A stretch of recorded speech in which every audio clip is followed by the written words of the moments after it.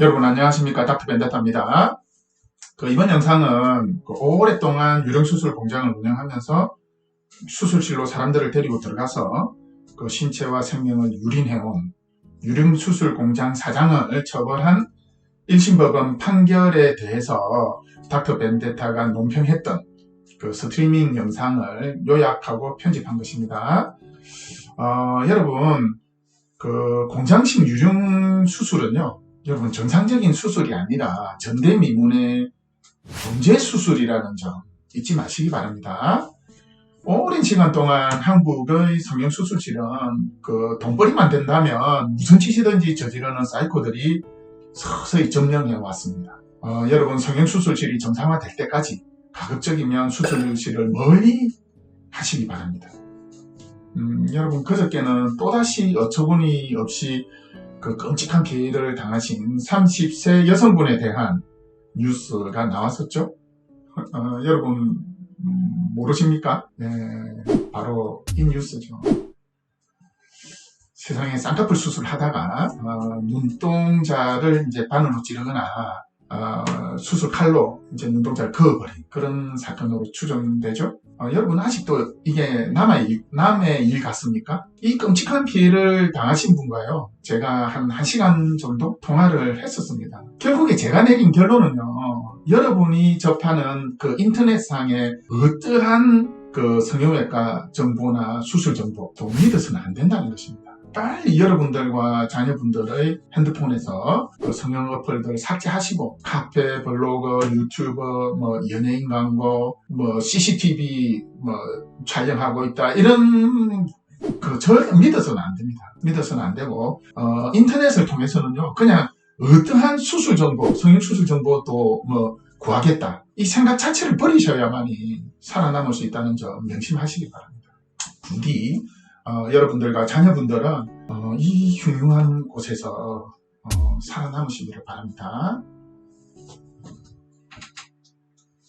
한번 이 유령수술 공장을 운영해서 돈을 500억에서 1000억씩 한 번씩 이렇게 벌지 않습니까? 버는 사람이, 그런 사람들은 결코 절대로 돌아오지를 못합니다.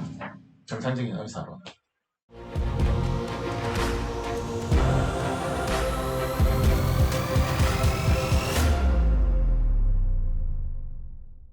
자, 이 소송에서 가만히 보십시오. 유령수술 그랜드 성형외과 전 원장 징역 1년 법정 구속 이래 나오죠. 이것만 보면 처벌이 됐네 이렇게 생각하시지 않습니까? 처벌이 된 건 맞아요. 자, 맞는데 이제 여기서 한 가지 생각을 하실 게 있죠. 뭐냐면 의사가 환자한테 돈을 받고 수술비를 받았어요. 수술 받아서 데리고 들어가서 수술을 했는데 그게 범죄가 되네. 그러니까 여러분들은 수술실에서 누가 죽거나 다치거나 장애가 일어났을 때 이렇게 생각하잖아요. 저 의료사고다, 그냥 그렇게 생각하시고 범죄는 아니지 않느냐 이렇게 생각하기 쉽지 않습니까?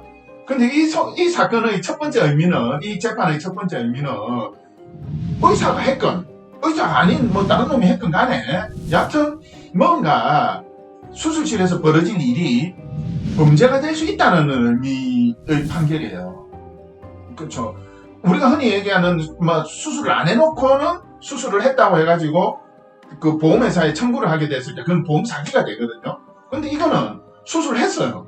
누군가 하긴 했어. 했는데 사람을 바꾸치게 했다는 거죠. 그래, 그 부분에 대해서 정확하게 이번 법원에서 판결을 내려준 거죠. 그러면 많이 죽었을 텐데, 많이 죽었을 것이 당연하죠, 그죠? 그리고 불구된 사람도 많으니까죠, 그죠? 폭포 한번 잘못 쏘시면 그냥 바로 복막염에 다발성 장기부전 하지 않습니까? 그런데 왜 이거는 사기죄지? 네, 그걸 설명드리려고. 왜 사기죄로 이 사람이 처벌을 받았지? 상해나 중상해 살인 미수 아니야? 보시면 그렇죠. 제가 요게 이제 어저께 해놨죠. 유령수술 공장 재판 안내 했던 그저께인가 올려놨던 이겁니다. 이게 오늘 선고가 났죠. 1심 판결이 났어요. 6년을 끌어왔습니다. 정말. 내가 이 사건 때문에 채널을 만들었어요, 사실. 그리고 명예훼손죄, 내가 왜 그런 글들을 막 남겼고, 내가 명예훼손이랍시고 피소당한 글의 내용이 도대체 뭐였을까? 무슨 말인지 이거하고 관계가 있었던 사건이라는 거예요. 그죠? 그 2016년 4월 1일 날 제기됐던 소송이 지금 2020년 며칠입니까? 8월 20일이죠. 그러니까 7, 8, 9, 10, 4년 하고 6개월을 끌어왔어요. 어떻게 보면 굉장히 중요한 사건 아니에요. 그죠? 사람들이나 국민들의 어떤 안전이나 생명하고 직결되는 그 재판을 4년 6개월, 5년을 끌어온 사건입니다. 여러분 아시겠죠? 그죠? 그런데 이게 이제 어떻게 해서 이렇게 됐느냐 하면 이 사건이요. 저는 일상적인 그냥 의사 생활을 하고 오던 외과 성형외과 의사거든요. 근데 이 사건이 무슨 사건에서 시작되느냐면 2014년 그 G성형외과라고 이렇게 나오죠. 거기서 그 여고생이 사망하면서 이제 대한성형외과 의사회에서 그걸 하지 않는 진상조사를 하는 과정에서 대규모 완전히 살인공장이 돌아가는 시스템에 대한 내용들이 다 나왔죠. 사망사건에 관여했던 어떤 그게 참여했던 어떤 그 양심 선언한 진짜 의사죠. 의사 선생님이 이제 가져 나오면서 자료가 나오게 됩니다. 그래가지고 자료를 다 모아서 이제 제가 수사할 수는 없잖아요. 그리고 성형외과 의사들이 무슨 수사기관 아니잖아요. 그죠? 그럼 뭐 수사를 해서 기소를 하든지 해야 되는데 수사기관에다가 우리가 이제 모은 자료를 가지고 줄 거 아니에요. 그때부터 정관 변호사들이 관여하기 시작해요. 이 정관 변호사가 뭐 홍장, 뭐 화물 하는 데하고 태물 하는 데 있지 않습니까? 여기 지금 둘레여서 한 15명에서 17명 정도가 정관 변호사들인데 다 정관은 아니겠죠 물론. 근데 대부분 뭐 부장검사, 무슨 특수부 부장검사 했던 사람, 그리고 심지어는 여기 보시면 뭡니까? 뭐 행정법원 판사. 그러니까 이 사람이 기소되는 단계까지는 주로 검사들, 정관들을 쓰고요. 이 사람들이 법을 도대체 배워가지고 이런 데 써먹는 거예요. 그렇게 해가지고 재판 지연하고 막 그렇게 계속 끌어왔죠. 그 결국에는 중간에 뭐 압수수색 한답시고 또 한두 번 뉴스가 났어요. 제가 계속 나와서 얘기를 하니까.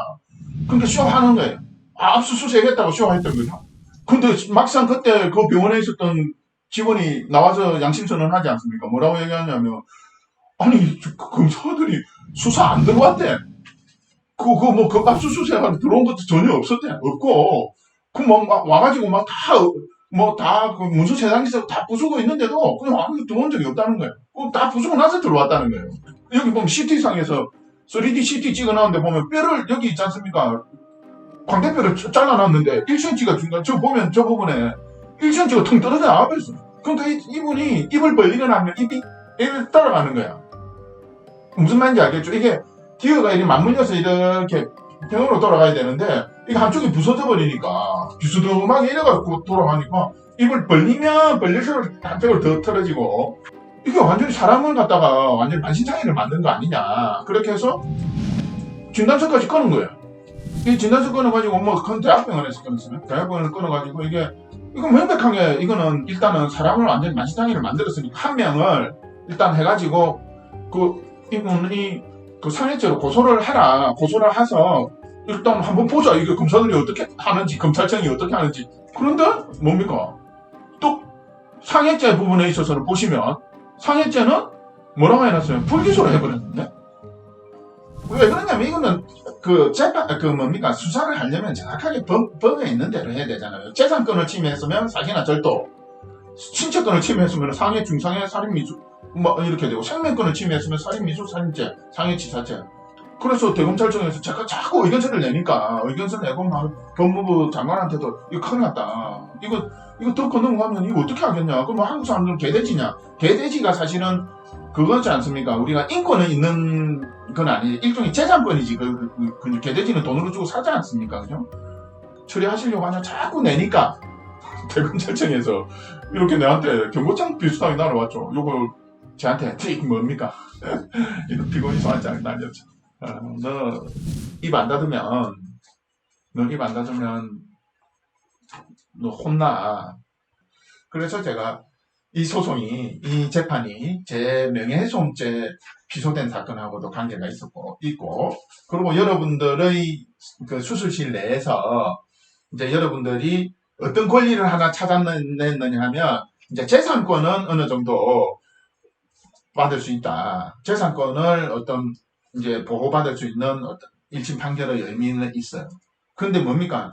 정작 중요한 거는 이게 어떤 일이 벌어질 수 있느냐 하면, 돈을 안 받고, 혹은 여러 가지 방법이 있어요. 사기죄를 피하면서 유령수술을 하면서 돈을 엄청나게 벌어들일 수 있는 그런 방법이 있습니다.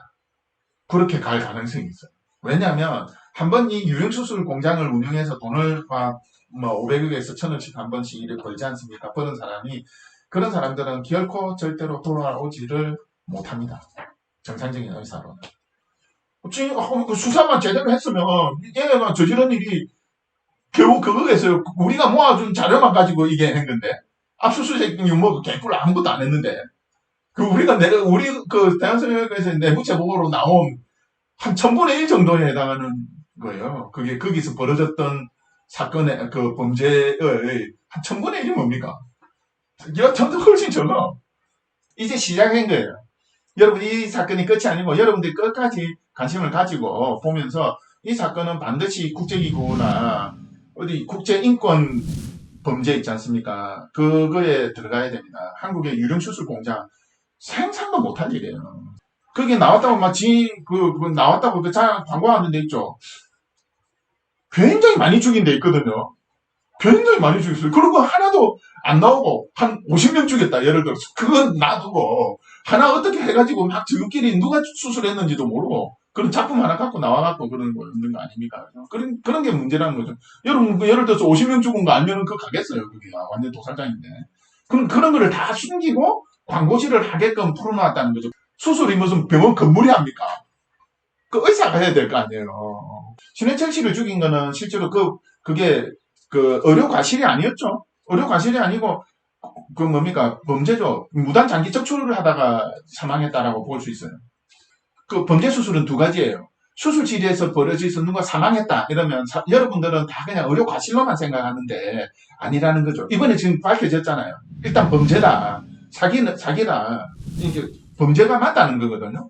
의료 과실로는 한국에서는 범죄로 취급을 안 합니다. 의료 사고는. 그러니까 다 풀어놔줘요. 그래서 여러분들 가족이나 누가 수술하다 죽었다 해가지고 구속되거나 처벌된 거 보신 적 있습니까? 그랬는데 왜 신해철 씨 그 사건이 부랴부랴 그나마 처벌을 했게 됐느냐 하면 의료 과실로 이제 접근을 했어요. 접근을 해서 풀어줬어요. 풀어줬는데 그 뒤로 무슨 일이 벌어졌느냐 하면은 호주 사람인가가 죽었어요. 비슷한 수술을 받다가. 그러니까 부랴부랴 집어넣었다니까? 그 사실은 개인 병원이 굉장히 안전했었어요. 굉장히 안전했었고, 그래서 그랬는데, 점점점 어떻게 돼가느냐 하면, 개인 병원에서는 몇 마리가 나왔죠. 바퀴벌레 같은 놈들이. 나와가지고, 지가 왕처럼 군림을 하는 거예요. 그래가지고, 의사를 고용을 해놓고, 나쁜 짓을 시키고, 갑질을 하는 거예요. 같이 근로계약서나 써서, 나가서 절대 말하지 못하게 해놓고. 같이 있다가, 같이 이제 하면서, 좀 손재주도 있고, 배우려고 하는 노력이 있는 애들이 보이잖아요. 성실하고. 저도 한 명 같이 있었죠. 근데 그 친구가 간단한 수술부터 시작해서 그거는 걔가 잘 모르는 수술 같은 거는 내가 다 어시스트를 시키죠. 전문의가 어시스트 해주면 더 좋죠. 그렇게 하면서 배우는 거예요. 수술은. 예를 들어서 쌍꺼풀 수술하다가 눈이 멀었다. 얘기 왜 못해요? 뭐가 겁이 나세요? 법원에 판사가 못하게 해요? 말이 안 되죠. 본인이 다 하신 거는요. 떳떳하게 얘기 다 하셔야 돼요. 말할 수 있죠. 그게 당연한 거죠. 근데 합의서에 10배, 10배 상한다 이런 조항을 넣어요. 이 인간 쓰레기들이 애가 죽었는데 그 부모한테 합의서 받을 때 완전히 진성들이에요. 그래도 나와서 사실은 얘기해도 돼요. 근데 거기서 고소를 하면 얼마나 스트레스 받겠습니까? 10배, 10배 상해라고 나오면. 겁을 줍니다. 겁이 나요. 솔직히 말씀드려요. 굉장히 겁났어요. 저 사람들이 우리 가족들이나 제대로 놔둬야 될 텐데 하는 생각도 할 정도 그렇게 했죠. 건강은 많이 스트레스는 받고 있는 중인데 좋아지겠죠. 좋아지겠고 전체적인 닥터 벤데타 프로젝트 중에서 한 1% 내지 1.5% 정도 첫 번째 단추를 끼웠다. 저는 그렇게 보고 있고요. 그리고 첫 번째 단추가 잘 끼워지면 그 다음 단추들은 잘 끼워지게 돼 있죠. 그죠? 그런 하나는 그건 순리니까. 그리고 이 전쟁의 서막은 굉장히 오래됐고, 그 민사소송 판결문이 1심에 나온 게 있었어요. 거기서부터 실제로 단추가 좀 제대로 끼워지기 시작한 사건의 흐름에서 그렇습니다. 근데 형사소송에서 이 판결문이 나온 건 오늘 처음이죠. 예. 일단 1심 판결문은 이제 판사님께서 뭐 제가 보기로는 기소된 내용에 맞춰서는 어느 정도 나왔다고 봅니다. 뭐 형량이 조금 더 나왔으면 했는데 조금 줄은 거는 있어요. 그렇지만 여러분 우리 이제 끝까지 이제 가는 저 먼 길 가는 데 있어서 이제 첫 번째 걸음을 내딛었다. 반드시 이거는 그 불기소 상해죄하고 살인미수죄 불기소한 것에 대해서는 책임을 저는 여러분들이 힘을 내서 모아야 된다. 그거를 받아내야 된다. 그래야만이 이제 수술실에서 신체권하고 생명권이 보장이 된다. 그래서 여러분 안녕히 주무십시오. 혹시 다음에 할 때도 수술에 대해서 궁금한 것도 있으면 제가 텀터기 말씀드리겠습니다.